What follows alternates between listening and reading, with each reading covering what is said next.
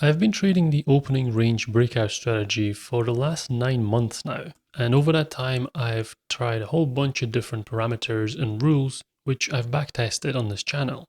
And what I want to test out today is a different entry type. So basically the point at which I pull the trigger and I get into a trade, I want to see if an earlier entry improves my results. So first of all, let me just quickly recap the rules of this strategy.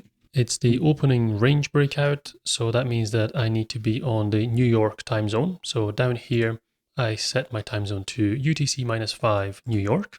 And then you can trade this on different time frames, but I like to trade it on the 15-minute time frame. I know there's people who will trade the 5-minute orb, the 1-minute orb even, but for me, 15 minutes is about the sweet spot. So then I'm looking for the candle that marks the market open, which happens at 9:30. So this 9:30 a.m. candle, that's when the market's opened.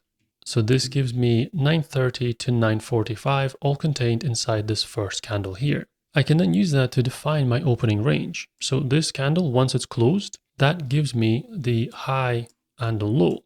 So the high and the low of this candle is the opening range of the day. And those act as important levels. For this strategy, that's essentially what I'm looking for. I'm waiting for a breakout outside of this opening range. So if I get rid of those lines, instead I can draw a square or a rectangle that goes from the high to the low of that candle, and I just drag it over to the right, which will give me my entire opening range for the rest of that day. I then wait for a breakout through that range to the upside. So in this case, there was an initial wick up, but I wait for a breakout with confirmation. So I wouldn't actually take this first entry. Instead, I wait for the next candle, which is the one that broke through and then it closed outside of my opening range. So that confirms the breakout, and that is where I would open a trade. So if I grab a long order here, and I can put it at the open of the next candle because I'm waiting for this candle to close so I can enter my trade on the open of the next one. Stop loss goes at the bottom of my range, and then I target a 1.5 times ratio on each of these trades. So that goes somewhere around there, but it almost doesn't matter. I don't need to drag it all the way up because, as you can see, if I drag it to the right, this trade actually went on to be a loser. And the disappointing thing with this trade is that it actually moved in my direction quite a lot. In fact, from the opening range itself, if we're saying that's down here, the trade moved massively in my favor before it then turned back around and stopped me out. But of course, my entry didn't come until this point here. So my breakout candle was really big, and as a result, I have this massive stop loss, and that gives me a really far away take profit target, which is just too difficult to hit. So the initial thought would of course be, well, obviously the entry is just way too far away. I'm too late here to get into this trade. Because of this massive breakout, I've basically missed out most of this move already. But that's exactly why I picked this particular trade as my example. Of course, most of the trades don't have these massive breakouts, and a lot of the winners end up having a small breakout. I get in and I hit all the way to take profit. But the reason I wanted to show this particular trade is that it highlights the problem with my method, which is that I wait for confirmation. I wait for the price to break out and then close above the opening range. But in a situation like this, I can miss most of the move and end up turning a potentially profitable trade into a losing trade. The alternative entry model here would be not to wait for a breakout confirmation and instead just enter the trade as soon as the opening range is broken. So that would actually put my entry around here. So on this green candle, as soon as it wicked through my opening range, that would be my entry. So if I put another trade on here instead at the opening range high, stop loss at the opening range low as previously, but now I aim for 1.5 times take profit, well, it hits that pretty much inside of the next candle. So actually, if I had entered here, then I would have taken profit before my current strategy would even have opened its own trade. Now, this is a very specific cherry-picked example, but it points out one of the weaknesses of waiting for this confirmation. And there are some pros and cons to both of them. Waiting for a trade to close outside of the range means that you have to manually monitor each of those 15-minute candles. In my case, that's not as much of an issue because I use a trading bot, but still it requires a bit more monitoring. If I don't wait for that confirmation, I can just simply place stop orders at the top of the range. So as soon as price breaks through it, I'm immediately entered into that trade. So that turns it into more of a set and forget kind of strategy. I can set my orders at the start of the day, and then just leave them to see what happens through the rest of the day. On this particular trade example, it's pretty obvious and it's clear which of these two setups is the best way to trade it, right? So entering on the break is the better way than waiting for confirmation. But this is just one trade of many. So the way to really find out which of these entries is better is to backtest both of them. So I can jump over into my backtesting code in Python and run both of those strategies. I'm not going to go through all of this code here, but the important thing is this one variable, which is use stop order. When I set this to true, it's going to use that entry at the top of the opening range, and when it's false, it's going to wait for confirmation. The actual trade logic then happens further down inside of this generate signals function. So down here is where the variable is used. If we're using a stop order, then the entry signal, the stop loss, and the take profit, they're calculated based on those parameters.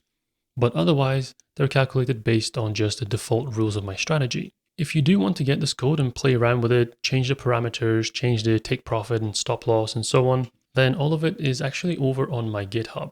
I've got various repos here of all of my different backtests as well as my trading bot. And then inside of the backtest repo, I have all the different backtests that I've run.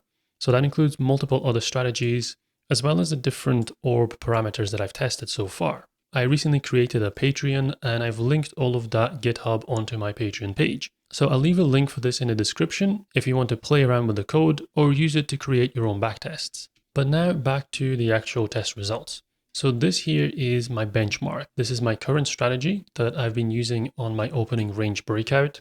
And this is a backtest going back 5 years. So from 2020 up to almost the end of 2025, I ran this backtest and it gives excellent results. I then ran a second backtest, and this time I buy as soon as the opening range is broken. So as soon as I have a breakout through the high, I'm not waiting for confirmation anymore. I'm just buying immediately as soon as price hits the top of the opening range. And this is the result of that backtest. It is still pretty good. It gives generally an upward direction very similar to the previous chart. However, the final result isn't as good. So over here you can see the balance. This is based on just a nominal value of 100. And that balance grows into around 900 by the end of this 5-year test period. But in my standard strategy, if I go back to the previous slide, that same 100 grows into, well, it dips at the end a little bit, but we can say around 1300, 1350. So actually the performance of the original strategy seems to be better. And I can show the stats side by side for a better comparison. So confirmation on the left, this is where I wait for price to close. That's my breakout confirmation. And then immediate just means it's an immediate entry. As soon as price hits that upper range, we enter a trade. So the final balances, kind of like what the charts just showed, definitely lower on the immediate entry. The overall return was less, but also the drawdown was higher. And the win rate is also a bit lower. So at first glance, these results were pretty disappointing.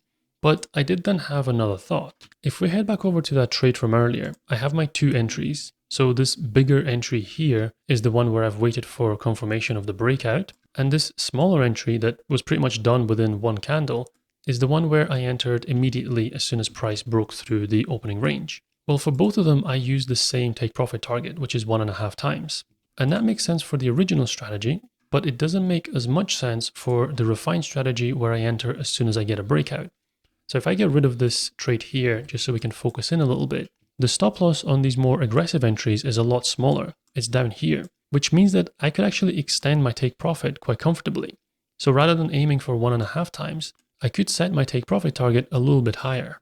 So with that in mind, I reran the breakout test, and this time I tried different take profit targets. So I've already tested it with 1.5 times. We knew that the result was good, but not as good as the default strategy. But here I'm testing out different take profits, all the way from 2 times up to 5 times. Each of these colored lines here is corresponding to the lines on the chart. And you can see that as the take profit target increases, initially at least, the result improves. So from yellow to blue, that's going from 2 times to 2.5 times.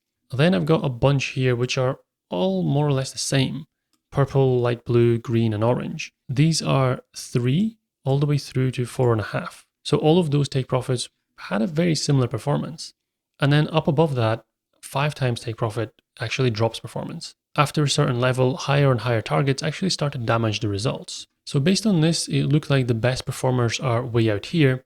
The problem though is that the higher the take profit target, the lower the win rate. And I struggle psychologically with low win rate strategies. So for me, the better place is somewhere around here, where take profit is 2 or 2.5 times. So I removed all the other take profits and I just tested 2, which is the yellow one, and 2.5, which is the blue one. They were actually very similar to begin with, but then 2.5 times definitely took the lead later on. I did notice though the drawdowns were a bit sharper here, and the win rate did also suffer. So I picked the 2 times take profit as my preferred strategy here. And this is what it looks like on its own. I can now compare this back to my original strategy. So the difference here is that my risk to reward ratios are now different. My original strategy that waits for confirmation still uses 1.5 times, but the new strategy that enters immediately on a breakout is now targeting 2 times. Of course, that does mean that the win rate has dropped, but the improved reward to risk ratio cancels that out a little bit.